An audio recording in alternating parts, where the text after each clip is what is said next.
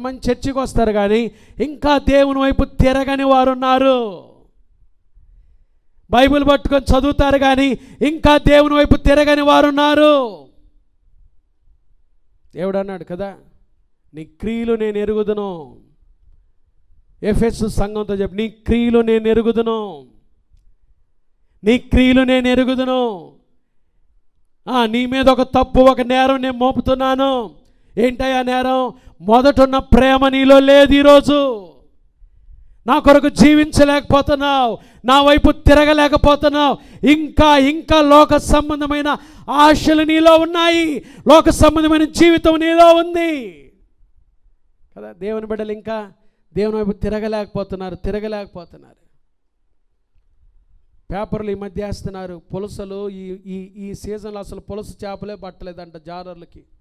30 తిప్పలు పడి 3 చెరువులు నీళ్ళు తాగుతున్నామండి. ఒక్క చేప కోసం పొద్దునుంచి గాలిస్తున్న ఈ నదిలో, గోదావరి నదిలో, అది సముద్రంలో పుట్టిద్దంట.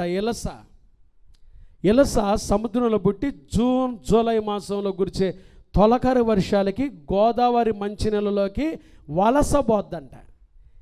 ఇలస చేప వలసబోయి పులసగా మారిపోద్దంట. ఆ గోదావరి నది మంచినీళ్ళు దాగి పులసగా మారిపోద్దంట కదా. చూసారా?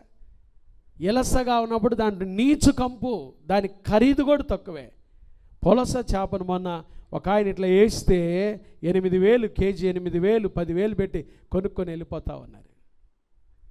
జీవితాలు ఇంకా మారలా, ప్రభు దగ్గరికి రాలా, యేసు వైపు తిరగల.